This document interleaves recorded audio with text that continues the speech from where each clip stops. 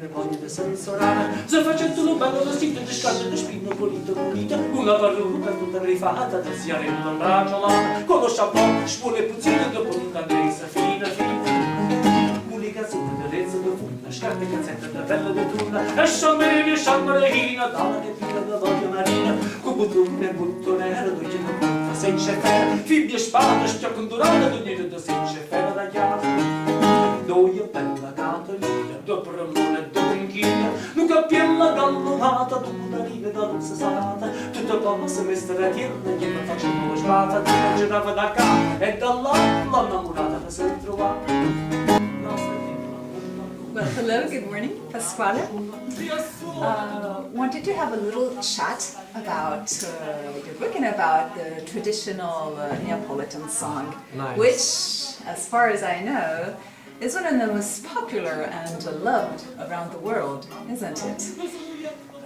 Yes, the main evidence about this is that great tenors recorded a lot of Neapolitan songs, Enrico Caruso, you know, Beniamino Gigli, Tito Schipa, De Lucia, and they did that for important record labels as well. So since that moment, I mean, since the beginning of the last century, many tenors, no matter where they come from, started to include Neapolitan songs in their own repertoire, no?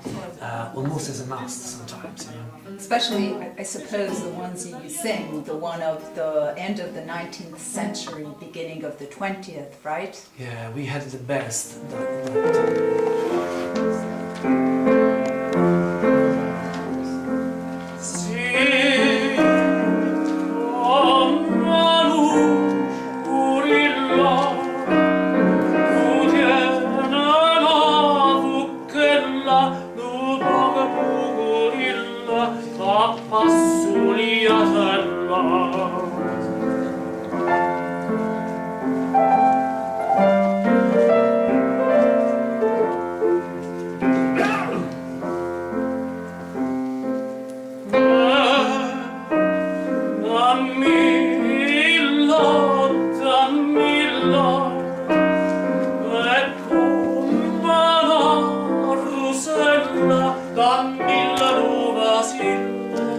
Dammi la cannatella, dammi le pigliatilla, nuova sapicciarilla, nuova sapicciarilla, come questa bocchella.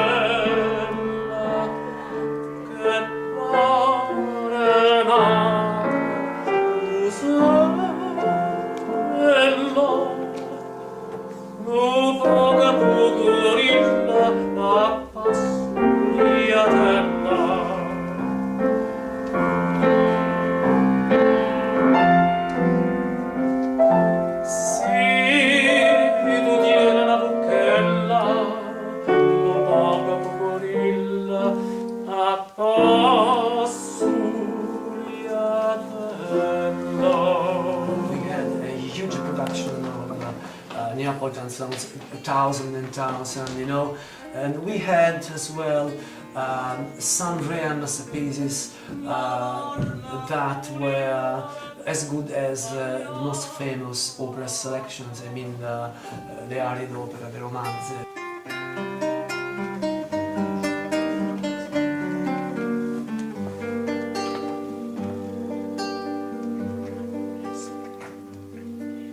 Addio fenesta, restate inserrata, con enna mia non sa affacciare. Io chiudo un passarraccia da sta strada, vado allo campo santo a pasciare. Are you referring to those opera, those where the singers sing alone. Sure, yeah. And the sure. audience, you know, they just can't wait for it, right? Yeah, sure. Including the audience that pretended always to understand, to appreciate, to love the after Lohengrin Wagner. You know, I mean the Wagner who doesn't make the singers sing but act mainly. I see. Well, you talk about it extensively in your book, which is just here. Yeah, By sure. chance, we've got book, it. yeah. And Buy my book, please. You Yeah. can translate in every language. You know. for the time being, it is in Italian, and the title Yeah. is La tradizione del canto a Napoli. I will give it a go with the Neapolitan song tradition. It has not yet been translated in English, right? Not yet, and I hope someone will do that sooner or later. You know? Well, anyways, in your book you talk about the Neapolitan song that roots back before the 19th and 20th century, is that right? So what happened before this? Yes, the Neapolitan songs between the two last centuries, 19th and 20th century, are only the last period, you know, the last phase of a very old song tradition, and this extraordinary tradition finds its roots in the ancient Greek monarchy.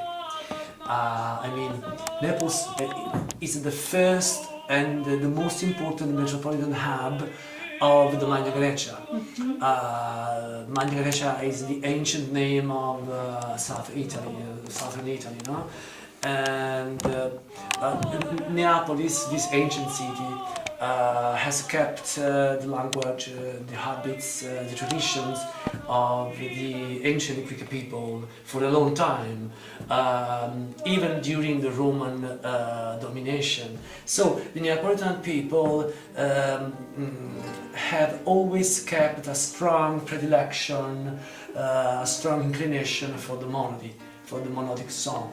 And the Because melodic this is this is the typical trait of ancient Greek culture, the poetry and monodic song. Catalin, tu non sai che è infinita una chiesa, io so trasuti a Giubrio, t'addio Catalin, e la giudica puro confessore sto a soffrire, perché la sto a soffrire,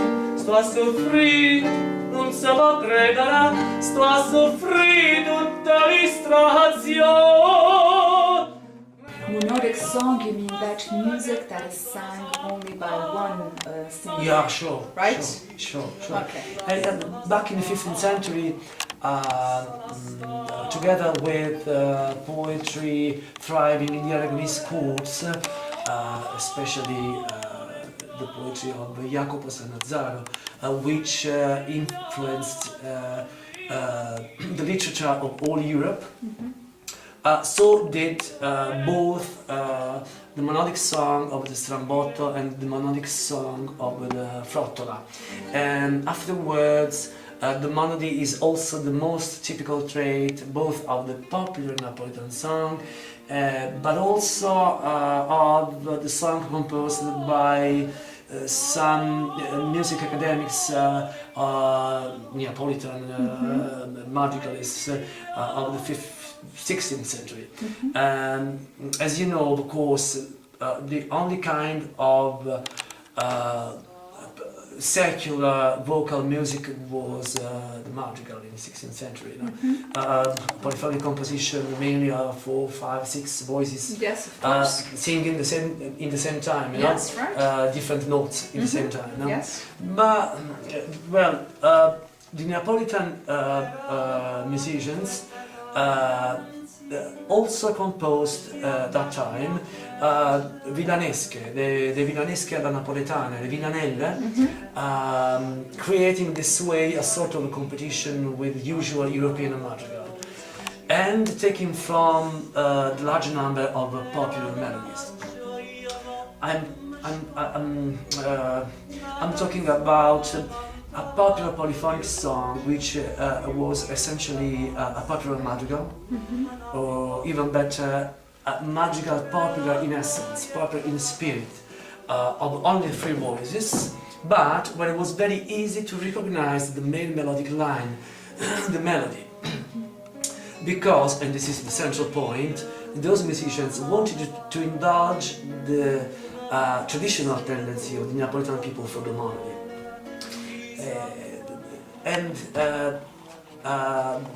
As a result, those polyphonic songs, this is another central point, were often also sung by just one voice, you know.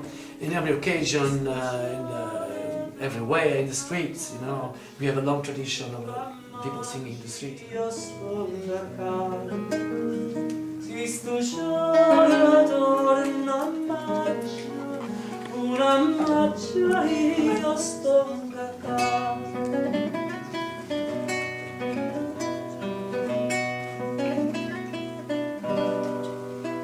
Well, you're probably referring to the Neapolitan villanesque that were taken as an example by many important Italian and European artists, such as Roland Delas, who wrote, I believe, at least 2,000 of them. Is that right? To be precise, 2,237. So that's more than that. Yes, I'd like to underline that he decided to come to Naples to learn Neapolitan in order to write his own lyrics himself, and to underline that he was the most important European musician of that age. You know, actually, I mean, Naples has played a very important role in the history of music. Since the 15th century, when King Ferdinand I of Aragon invited some important musicians, some important European musicians and music theoreticians to Naples, to his own court. And that was the beginning of one of the most important schools in Europe. One of the most important schools in Europe and also in Naples, always in the same period, in the 16th century. I believe that the first conservatories maybe were born. Exactly, is that right? Exactly. The first 4 conservatories. And in Europe or in the world? In the world, because of course, that time was very the world, you know. In 18th century, more. The Neapolitan school of Scarlatti, Pergolesi, Durante, Cimarosa, Stradella, they brought important innovations to the melodrama, giving it the structure it has kept for a long time. And it was the beginning of,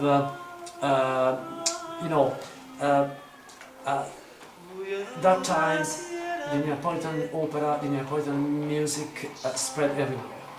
There was a theater in Europe, you know, and because, you know, I like to underline that the people rarely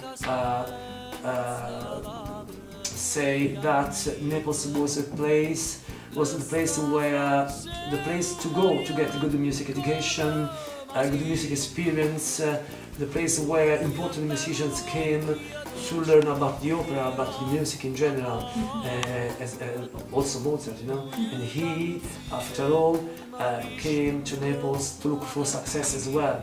And you can get it if you read the letters Mozart and his father wrote to each other when he was in Naples, of course. And there are a lot of examples about the importance of Neapolitan music in that time, the Neapolitan school in general. Which maybe has been a little bit neglected. Yeah, sure. Just like all our Sure. artistic patrimony. Yeah, I'm afraid you are right, you know. Well, in the end, this typical Neapolitan monodic culture, what did it generate? What did it bring to? First of all, as I say in my book, it is well grounded that this ancient Neapolitan monodic culture is the basis of the musical drama of the opera, the melodrama. more than any other Italian monodic culture. I mean, I don't believe that suddenly was born the opera. I don't think that the opera was born in Florence. That it was born from a sudden idea around arising around the table of Bardi family house. You know, they say the Bardi were tired of the polyphony, of the polyphonic song, you know, and Giulio Caccini as well, and the first opera performance was in Florence in 1600, and at Pitti's Palace, you know, and blah blah blah. No, I think that the opera was born in Venice, and it was created at the Venetian school. And more authoritative scholars say that the real basis of the melodrama is in the monody. And I think I have explained quite well this in my book. Point in your By my book. Well, I heard that once that Beniamino Gigli used to finish his operas, his recite, he used to ask to bring a piano on stage, just like the one we have right now, and with his own pianist to sing a Neapolitan song. Is that right? Amazing. No, Beniamino Gigli is my favorite tenor, but I think many people think that he was the best tenor of all times. He was so bright, so sensitive, you know, and he loved. He came from Recanati, you know, the same city of Giacomo Leopardi, but he loved the Neapolitan culture so much, and he recorded a lot of Neapolitan songs, always improving his Neapolitan pronunciation. And what you described earlier is one of the several evidence of the importance of the Neapolitan song in the framework of opera. Oh, so Pasquale, thank you very much for this lovely interview. Yes, and nice. I hope Thank that lots of people would like to buy your book, whether they understand Italian or hopefully it's going to be translated in There is a CD inside of 10 Neapolitan songs. Great. But before leaving, I would really appreciate, since your little concert is going to start, if we could give hear a little bit of your songs. So we're going to stay here a little bit more so we can hear your songs. Is that okay? Thank you very much. Okay. Okay, thank you.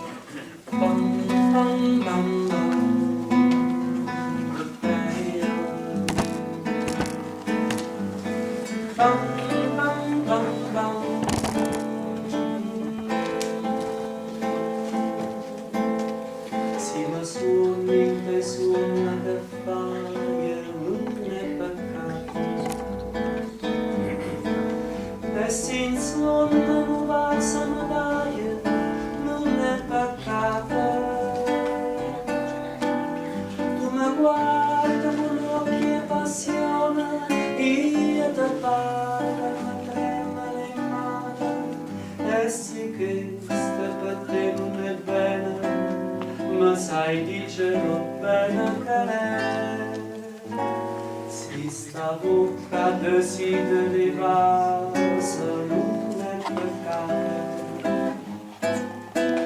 ma vestimma le vite stu suonna che freva c'è da e tu l'abbraccia più forte stregna perché amore che siente per me peccato non è si ma suoni te suona che fai non è peccato e si insonna non va a sanare non è peccato